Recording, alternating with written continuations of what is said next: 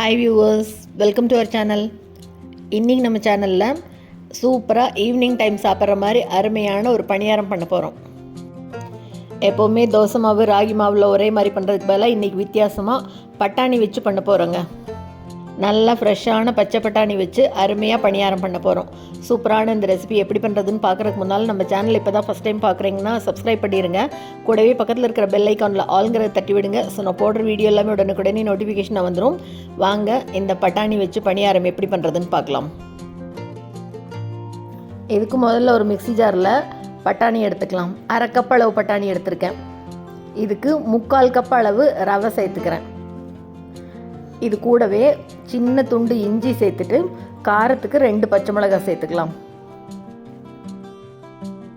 இப்போ இது கூட 1 ஸ்பூன் சீரகம் சேர்த்துட்டு நல்லா ஃப்ரெஷ்ஷாக கட் பண்ண கொத்தமல்லி தழையை கொஞ்சமாக சேர்த்துட்டு இதுக்கு தேவையான அளவு உப்பு சேர்த்துக்கலாம். இப்போ இது கூட 2 கரண்டி கெட்டி தயிர் சேர்த்துக்கலாம். தண்ணி சேர்த்த போகிறதில்ல, தண்ணிக்கு பதிலாக தயிர் விட்டு அரைச்சிக்கலாம். பாருங்கள், இந்த மாதிரி நல்லா நைஸாக அரைச்சி எடுத்துக்கலாம். இப்போ இந்த அரைச்சதையெல்லாம் ஒரு பவுலுக்கு மாற்றிக்கலாம். கன்சிஸ்டன்சி பாருங்கள், இந்த மாதிரி இருக்கணும். பணியாரம் எடுத்து ஊற்றுற மாதிரி இருக்கணும்.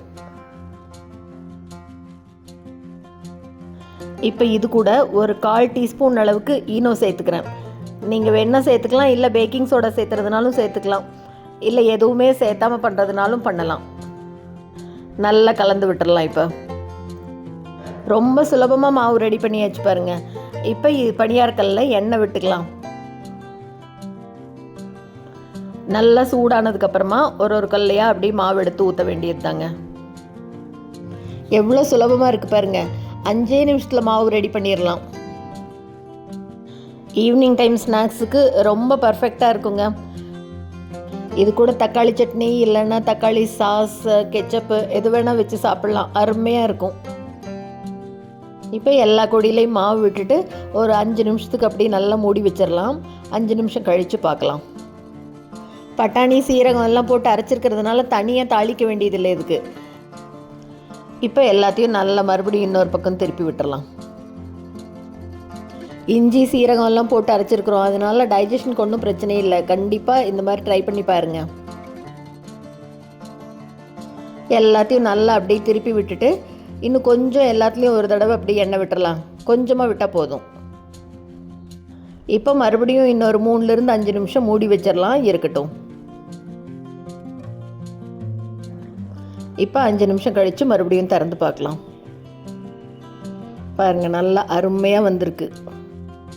ரவையை ஊரெல்லாம் கூட வைக்கலை, அப்படியே கலந்துட்டு நேராக ஊற்றியாச்சுங்க. அருமையாக ஒட்டாமல் வருது பாருங்கள். பார்க்கவே எவ்வளோ நல்லா இருக்குது. நான் இன்றைக்கி தொட்டுக்க சட்னியெல்லாம் கூட எதுவுமே பண்ணல. வீட்டில் இருந்த கெச்சப் மட்டும் எடுத்து வச்சுருக்கேன். ரொம்பவே சுலபமாக பண்ணக்கூடிய இந்த ரெசிபியை நீங்களும் செஞ்சு பார்த்துட்டு மறக்காமல் கமெண்ட்டில் சொல்லுங்கள். இந்த வீடியோ உங்களுக்கு பிடிச்சிருந்ததுன்னா லைக் பண்ணுங்கள், ஷேர் பண்ணுங்கள், கமெண்ட் பண்ணுங்கள். மறக்காமல் நம்ம சேனலை சப்ஸ்கிரைப் பண்ணுங்கள். கூடவே பக்கத்தில் இருக்கிற பெல் பட்டனையும் தட்டி விடுங்க. ஸோ நான் போடுற வீடியோ எதுவுமே மிஸ் பண்ணாமல் பார்க்கலாம். தேங்க்ஸ் ஃபார் வாட்சிங்.